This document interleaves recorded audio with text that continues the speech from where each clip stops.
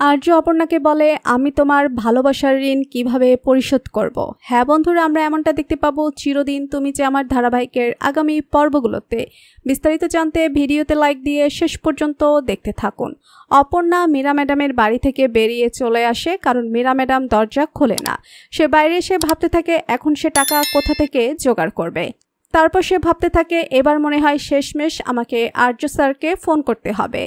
যেই আর্য স্যারকে ফোন করতে চাই সঙ্গে সঙ্গে আর্য স্যারের ফোন সুইচ অফ পায় অপর্ণা। তখনও ভাবে এবার আমি কি করব, কোথা থেকে এতগুলো টাকা জোগাড় করব। স্যারের ফোনও সুইচ স্টপ বলছে। এদিকে অপর্ণার মাও বারবার ফোন করতে থাকে। তখন অপর্ণা ভাবে আমি চলে যাই হসপিটালে, ওখানে গিয়ে যে ডক্টর বাবুর আন্ডারে ওর বাবা আছে তাকে একটু বুঝিয়ে বলবে যে অন্তত আজকের জন্য যেন অপারেশনটা করে দেয়, কালকে আমি ঠিক টাকা যেখান থেকে ওকে জোগাড় করে নেব। এই ভেবে সে তড়িঘড়ি হাসপাতালে আসে। এসে ডাক্তারবাবুকে যেই বলতে যাবে যে ডাক্তারবাবু প্লিজ ট্রিটমেন্টটা শুরু করে দিন, তখনই ডাক্তারবাবু তাকে জানায় যে তার বাবার অপারেশনের জন্য সমস্ত টাকা পেমেন্ট করা হয়ে গেছে, কিন্তু কে করেছে সেটা বলার আগেই নার্স এসে ডাক্তারবাবুকে ডেকে নিয়ে চলে যায়। তখন রুম্পা এসে অপর্ণাকে সবটা বলে যে আর্য স্যারই তোর বাবার টাকাটা মিটিয়েছে। রুম্পা এটাও বলে যে বাইরে আর্য স্যার ওয়েট করছে, তুই প্লিজ পারলে একবার দেখা করে আসিস। তারপরে অপর্ণার বাবাকে উঠতে ঢোকায়। তখন রুম্পা এসে বলে যা একবার দেখা করে আয়। তখন অপর্ণা জানায় না, অপারেশনটা হয়ে যাক, আমি একদম ফ্রি হয়ে তারপরেই যাব।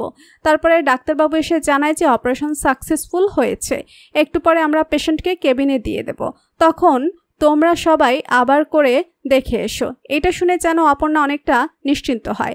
তখন সেভাবে এবার যাই স্যারের সাথে তাহলে দেখা করে আসি, এই বলে সে স্যারের সাথে দেখা করতে চলে যায়।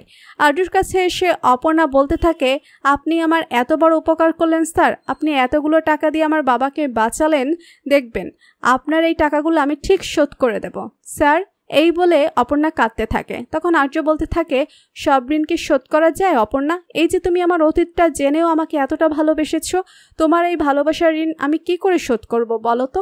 অপর্ণা এই বলে অপর্ণার মুখে মুখটা হাত দিয়ে নিজের কাছে নিয়ে চলে আসে আর অপর্ণার চোখের জল মুছিয়ে দেয়। তখন অপর্ণা অশ্রুসিক্ত চোখে তাকিয়ে থাকে আর্যর দিকে। তো প্রিয় দর্শক, আজকের পর্ব আপনাদের কেমন লাগলো লিখে জানিয়ে দিন কমেন্ট করে। পরবর্তী আপডেট সবার আগে পেতে সাবস্ক্রাইব করুন আমাদের চ্যানেলটি।